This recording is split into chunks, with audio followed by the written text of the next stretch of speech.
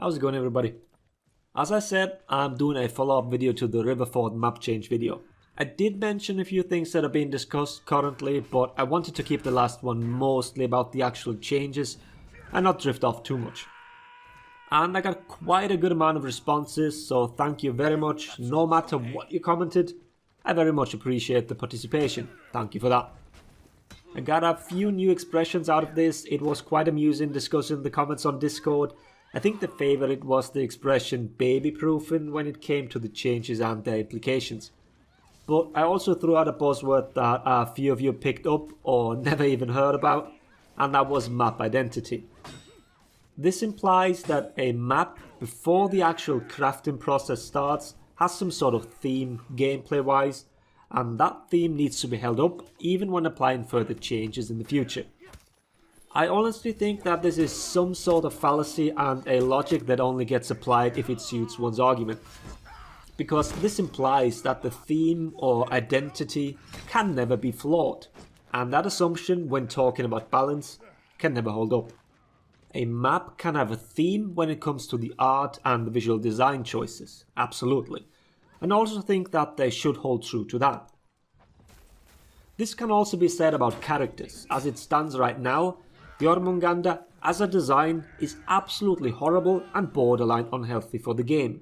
A stamina bully in a game where characters are stamina starved is innately bad. Very bad. Holding on to that concept of a stamina bully and trying to somewhat still crowbar those design choices into the kit of the character will never result in a good and at the same time enjoyable hero. No matter how much you play around with numbers, as long as you hamstring yourself with these limitations that a character theme puts on you, you will never succeed. And I think this absolutely holds true when talking about map design. We should always be open to improvements both for maps as well as any other aspect of the game. I think that should be kept in mind when bringing up the identity of something. Yes, if it can be preserved, that's amazing, but if it needs to be scrapped, then don't let it hold you back. So let's actually talk about the removal of more and more ledges and environmental hazards in general. First of all, you are very much allowed to like these instant kills. There's nothing wrong with them per se. We've had them ever since the first time I was allowed to play this game back in 2016. And they probably had them even longer before. So having some of them on every map seems alright, I guess. Emphasis is on some. Because a lot of the comments I got made it out like UB removed every possible chance of a ledge or drop attack. I brought this up before, but the word baby-proofing was thrown around, which I found hilarious. Kudos for coming up with it. But let's just look at a few numbers. I'm just talking about Dominion here, by the way. The current map pool has a total of 12 maps. Out of these 12 maps, you can drop attack the minion lane on 7 of them. What I was surprised about is that only 2 maps allow for plunge attacks onto the actual capture point. Around the capture point we got tons, but drop attacking someone who's on the point is rather rare. The other number, and now pay attention please if you think that capture points are so safe now, we have 12 maps, which makes this 24 capture points. Out of these 24, all of them have either ledges, spikes, or allow for plunge attack follow-ups. There is not a single capture point without the chance of being one-shot killed. And yes, I did count Overwatch C point here, because the trapdoors do open at the end of a match. But if you think you can make your argument with that 1 point, please go ahead. And all of this doesn't even consider the paths to the capture point. We have a lot of narrow hallways, ladders and otherwise very easily abusable paths to the points that also offer a ton of extra ledges. And the last number is fire hazards. We have these on 6 maps if I didn't make a mistake counting them. These are more scattered around the maps and not really on capture points, and also do not offer instant kills, but they more often than not act in a very unexpected way, especially with knockdowns or bashes. Sometimes you get an early wake up, sometimes you don't. Well, we all experience this. I did not count the amount of hazards on every map. I'll leave that to you if you think it's important. But this just shows how misplaced a lot of the assumptions from players are. I got quite a few comments of people saying that these changed maps are now completely unfun to play because it is extremely safe now. Is it safer overall? Yes, I'd say so. Is it actually completely safe? No, absolutely not. It is still very much possible to get ledges, drop attacks and instant kills in general on every single capture point. And also the minion lane is still prone to these kind of attacks.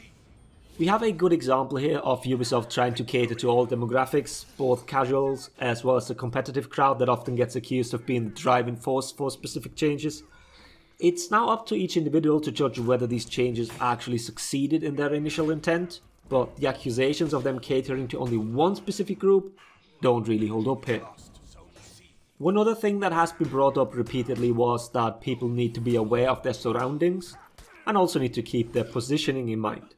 For both of these things, I absolutely agree. Situational awareness should definitely be a thing. But on a lot of points, this is simply impossible. You cannot position yourself so you are not prone to being ledged on quite a few of them. Points like C on High Fort sport like 12 different ledge possibilities. And if it is impossible to maintain distance to these points, you tend to get stuck in narrow corridors, new railings, or the obstacles that will make your attacks bounce off of them. Or those will allow your opponent to stall. But one of the main issues is simply that depending on who you're facing, you will not be able to avoid a lot of them. If you have a Lawbringer, for example, you basically cannot throw out an attack because every single parry guarantees the Impale, and that move carries you something like 12 meters. And no, you cannot 100% guarantee that your back, or rather the specific angle that the Impale will apply, does not face a ledge. There is way too much movement. And on top of all these, Impale, Crescent Charge and Stampede Charge can all be guaranteed by a teammate who's nearby. Let's go through it. Impale is an attack and will land despite damage reduction from every guard break. Your teammate GBs the opponent and you Impale. If timed correctly, it should always land. You do not have your guard up, doesn't matter whether the GB succeeds or if you counter it. Stampede Charge and Crescent Charge work differently. It works exactly like Shaman's Bite. Actually, hit, block or parry stun all confirm it. If you try and GB for it, then the charge will bounce off during the counter GB frames. That goes for both the proper counter as well as the automatic counter. So you either do it extremely early in the GB window or in the few frames after that won't allow for a successful dodge. But the point remains that no matter your awareness and no matter your positioning, you will either get ledged, killed or forced off the point. So while I absolutely do agree that both situational awareness and position should play a role for every player, it can sometimes be completely negated because of the sheer amount of environmental hazards that some maps present. I will turn the whole argument around on you then. If you value these two things so much, shouldn't you continue to remove even more hazards up to a point where you actually can position yourself correctly? Obviously, this will be another point of discussion. Did we remove enough, or are there too few now? There might be a sweet spot, but probably not one the majority can agree on. Which means that this will stay a topic of contention, but having diversity among maps isn't something bad necessarily. Okay, I have one more thing I'd like to talk about, and that is drop attacks. They somewhat tie into the whole map change thing, but they don't seem to be something Ubi is actively tackling with these changes. They're removing the ledges you can throw people off of, but not really the points where you can drop attack another player from. My biggest complaint about them is that they always instant kill. There aren't multiple versions of them. Every character can do them. The height from where you jump doesn't matter for the damage. It always does 2000. As long as you can initiate one from the spot you're jumping from, you can do it. And that's the problem. The risk reward of these attacks isn't dependent on the height, which absolutely should be if you ask me. Lower drop points have the same reward, yet much lower risk and also much higher chance to succeed because the actual indicator, the little red exclamation mark that pops up, shows for a much shorter amount of time. Yes, I'm aware that you can jump off, then press attack to shorten the indicator on higher jumps, but this just shows that the ease of use is also on the side of smaller drops. Drop attacks can obviously also be set up by teammates, but the much bigger problem, at least I think, is that it's always a one-shot. And that is an issue that can be addressed by actually reworking the mechanic of drop attacks and will not require map changes. So yeah, that's my take on this. I hope I brought my point across and you guys learned something as well. I'll leave with the tons of Warlord footage that I have from recording for this video. Thanks for watching. Laters everybody.